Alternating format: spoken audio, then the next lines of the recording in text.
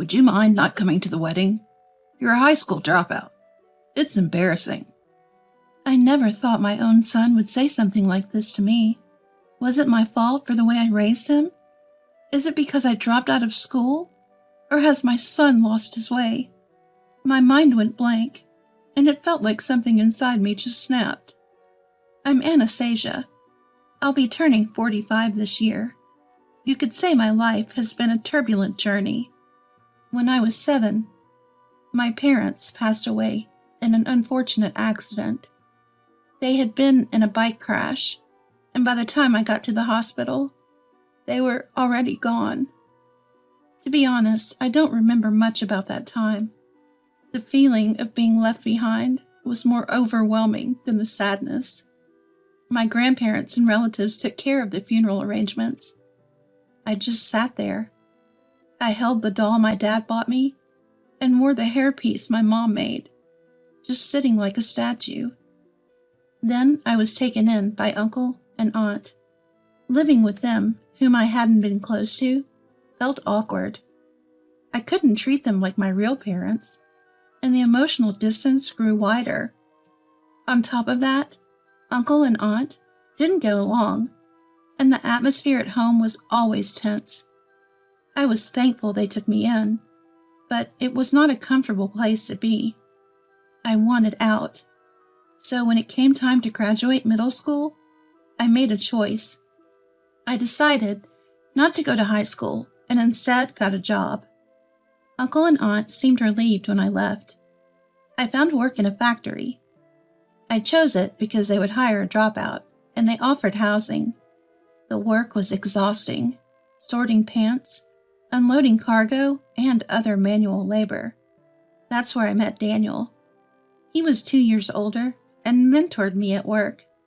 Anastasia, you're always giving your best, huh? At 16, I had no idea how good it felt to be complimented.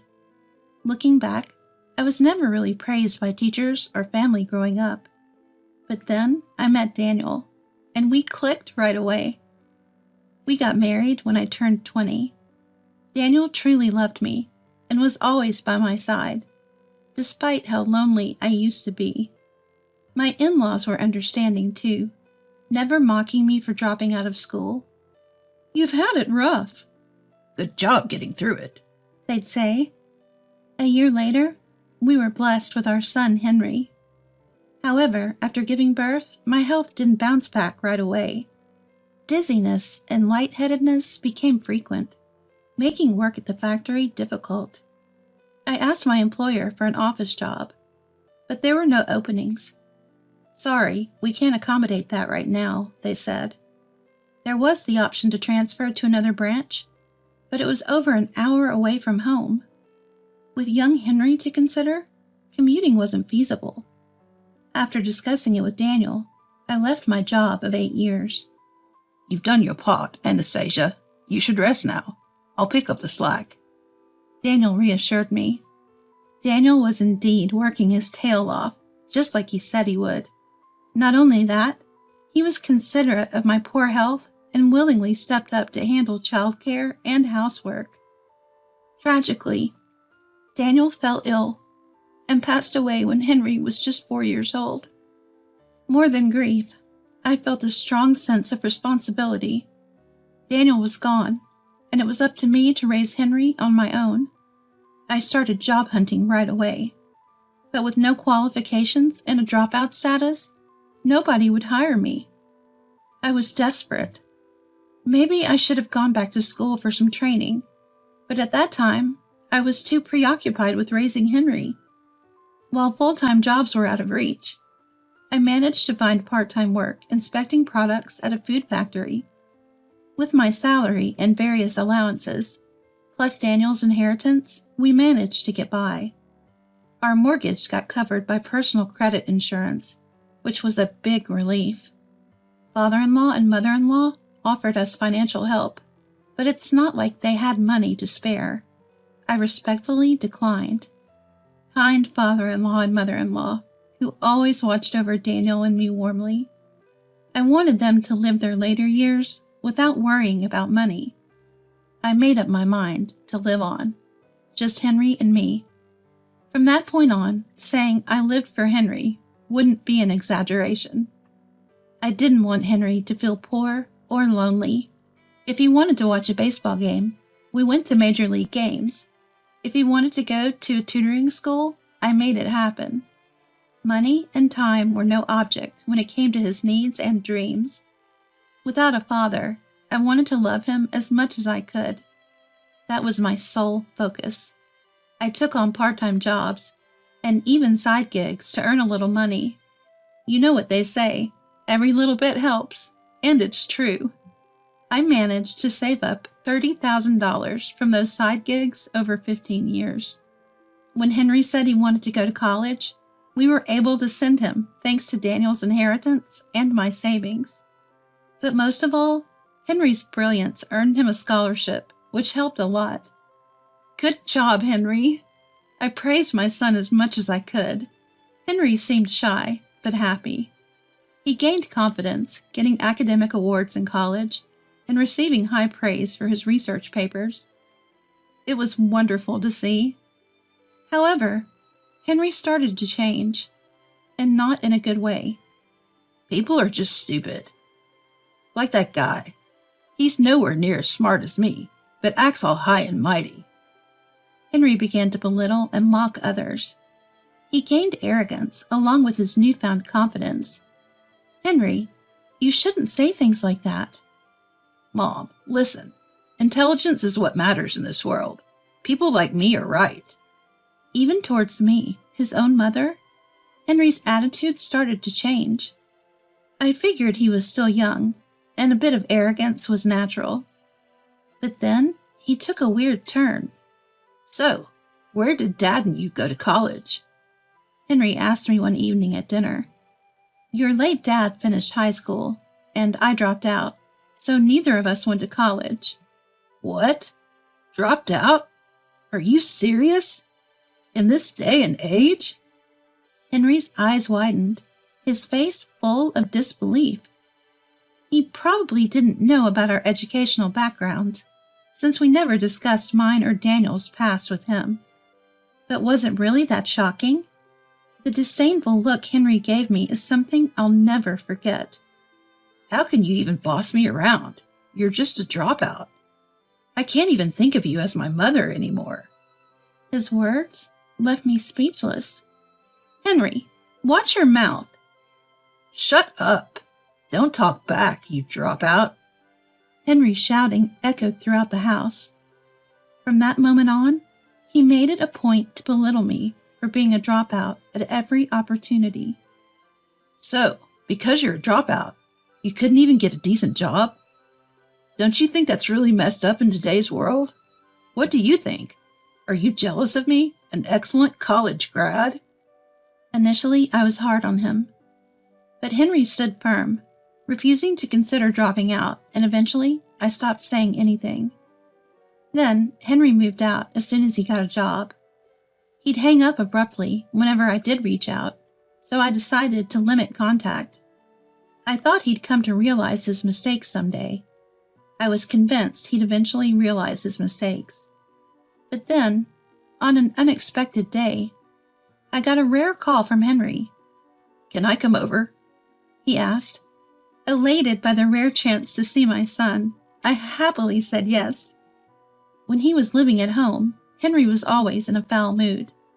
Now he showed up at the door with a bright smile on his face. And he wasn't alone. He brought a beautiful woman with him. This is Lily. She's a senior at my workplace. And we're on the same fast-track career path. We're planning on getting married, he said. I was taken aback, but overwhelmingly happy. Oh, that's wonderful. Congratulations. Nice to meet you, mother-in-law. I look forward to our future together, Lily said nervously. Don't be so formal, Lily. Right, just relax. We're family now. Yes, mother-in-law. Lily seemed to loosen up after I reassured her with a smile. They left after some light pleasantries. I was overjoyed that Henry, my late husband Daniel's legacy, was getting married. Even if we had grown apart, Henry is still the precious legacy of my dear Daniel. No matter the harsh words or the criticism, he's still my cherished son. Seeing Henry today, I wonder if he's had a change of heart, reflecting on his past actions. His attitude towards me seemed normal, and I felt like we could finally return to being just a regular parent and child. But I was mistaken. That same day, Henry called me. Don't say unnecessary stuff to Lily. Like what? About you being a dropout or your embarrassing job. Henry started calling me you instead of Mom. It seemed I was wrong about his change of heart. Henry, you shouldn't be thinking like that, I warned. Shut up. Your low education makes your opinion irrelevant. Stay quiet, dropout, he said, and abruptly hung up. Nothing had changed. In fact, he'd become even more disrespectful. Where did I go wrong in raising him? I was left feeling like I was on the edge of despair, phone still in hand. Do you knit as a side job, mother-in-law? One day, when Lily came to visit, she saw a bunch of yarn in the living room and asked, Well, yes, I'm not great at it or anything, though. But that's amazing that you do it for work. I've always wanted to try knitting, but I'm so clumsy. Oh, I'd be happy to teach you. Really? That's awesome. When was the last time someone complimented me like that? It reminded me of the good old days when Daniel was still alive. Lily and I started communicating personally, knitting together and even visiting fabric stores. She felt like a true daughter to me. Lily is a considerate and kind woman. The wedding is going to be so much fun. The closer we got, the more I worried about how good of a person Lily was. Would she be okay marrying my son? Henry's the kind of guy who mocks his own mother for dropping out. How he treats his mom will eventually be how he treats his wife. Henry is gentle in front of Lily, but I'm the only one who knows his other side. Should I tell Lily? But is it my place as a mother to ruin my son's happiness? It was a daily struggle for me. Actually, can you not attend the wedding? Despite the wedding being just 2 weeks away, Henry showed up at my house to say this. What are you talking about? You dropped out, right? It's embarrassing. I want my educated uncles to take the parent seats instead. Your uncles aren't your parents. It's obviously not going to happen. Don't make me say it again. Don't embarrass me. Just disown me. Having a dropout for a mother is a stain on my life. At that moment, something inside me snapped. Talking to someone with such thoughts is a waste of time. The abhorrence in front of me no longer felt like my son. Fine, I'll stop considering you my son. Is that okay with you? I calmly told Henry. Whatever. Henry scoffed at my words. Then I'll inform Lily. No, I'll tell her. No, I'll make it clear. Stop. Don't do anything stupid. I ignored the panicking and yelling Henry. Hi, Lily. It's me. Mother-in-law, what's going on? Henry says he doesn't want me at the wedding, so I'll be absent. What? Why? He's embarrassed to have a dropout mom. Are you sure you want to marry such a prejudiced person? I could sense Lily was at a loss for words over the phone. What the hell are you saying? Henry yelled violently. I looked at Henry expressionlessly. Give me the phone. Henry snatched the receiver. Lily, this isn't... Look. Henry, you're just... It seemed Lily forcefully hung up on him. Henry stood there, still holding the receiver, looking stunned. Sorry, but this is my house. Please leave. I had no hesitation kicking Henry out in his current state. Sometime after that incident, Lily came to visit our home with her family. Just as Henry was organizing his belongings at my place, I declared that I would throw everything away. That's when Henry hurried back to his parents' home. Henry was taken aback by Lily's sudden visit. Lily wanted to discuss something important, so she sat down with her family. Didn't you know? I thought you did. So I never mentioned it, but I'm a dropout too. Lily is 2 years older than Henry. Because she was his senior, they'd never delved deep into their educational backgrounds or personal lives. Henry had assumed that Lily, being competent and his senior at work, had a college degree like him. Lily said she lost her father when she was young, and her mother when she was in junior high. After that, she was raised by her grandparents. However, her grandparents were already over 70 at that time. Due to financial constraints, she chose to drop out and work. Fortunately, her current employer was understanding and treated her the same as high school or college graduates.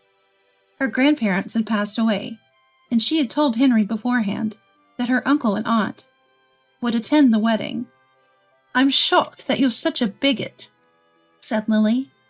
Although Lily spoke calmly, her words were filled with anger. Lily's uncle and aunt, sitting next to her, felt the same. Her uncle Jeffrey scolded. "You're an outrageous person. Aren't you ashamed for belittling the woman who raised you? Who do you think helped you get this far? Why don't you realize that?" Henry, who had never been scolded by anyone else, looked devastated. Lily just watched him coldly. "I can't imagine marrying you. Please call off the engagement," Lily firmly told Henry. "Hold on. Call off the engagement?" Henry desperately pleaded with Lily. "I love you. Don't say things like that." That's when Jeffrey intervened. "Henry, enough is enough. I also ask you to please call off the engagement. She can't marry someone like you. I'm really sorry." "What about the wedding expenses, the cancellation fees?" "I'll pay for half. You'll cover the rest," Jeffrey decisively said. Henry was just standing there, staring blankly. "I'm sorry for staying quiet till now," I apologized. "Please don't say sorry, Anastasia. Can I call you that? I really enjoy knitting with you, and I want to continue learning from you." "Of course." Although Henry and Lily broke up, I continued to be in touch with her, but I cut off contact with Henry. "Mom, I'm sorry." "Henry, there are things in life you can't undo. I've decided to think of you as gone, as if my son is dead, so to me, you're now a stranger." "Mom, don't say that." "Don't call me Mom anymore. You're not my son." Henry broke down crying on the spot. Abandoned by his fiancée, and even by his own mother, Henry found himself utterly alone. But honestly, I didn't feel a shred of pity for him. All I felt was emptiness. Years later, "Oh, Lily, it's been a while." "Anastasia, long time no see." After breaking off the engagement, Lily had transferred to another branch, so we seldom saw each other. She told me she's now seriously dating a man she met in her new city. "We're thinking about marriage, but we're taking it slow." That sounds wise. By the way, do you know how Henry is doing? Finally, I got an update on Henry, whom I hadn't been in touch with for a long time. Turns out, word got out in the company about why we broke off the engagement, and he became a total outcast. People stopped giving him work, saying he's unreliable for berating the mother who raised him. He was shifted to a do-nothing job. Well, who'd want to associate with someone who'd say such terrible things? "He really regrets what he said to you," Lily said. "Does he? Well, I couldn't care less now. It's really sad that he only realized this now." Even when Lily talked about my son like that, it felt like she was talking about someone else's problem, not mine. In truth, Henry visited our home once after all that happened. He couldn't stand that I wasn't answering his calls or texts. "Mom, I'm really sorry. I want to mend our relationship starting now." Henry bowed deeply, but I couldn't bring myself to forgive him. "It's too late. Give it up." With those words, I sent Henry away. The last lesson I could offer as a parent was the harshness of the world. Since then, I've remarried. "The tough times you've been through, let's turn them into happiness moving forward," Matthew told me, accepting all of my past. I'm incredibly happy now. And maybe, just maybe, this happiness is a gift from Daniel in heaven. I savor each day as I live it. As for Henry, to be honest, I'm not even sure if I feel he's my son anymore. Was that really my son? I can't help but question it. Did I ever imagine that I'd feel this way towards Henry, the son I was willing to give up my own life to protect? No, no one could have ever seen this coming. This is the last life lesson I can give you. In my heart, I make this plea to Henry. All I can do now is sever ties with my son and make him reflect on the gravity of what he's done. That's all that there's left for me to do.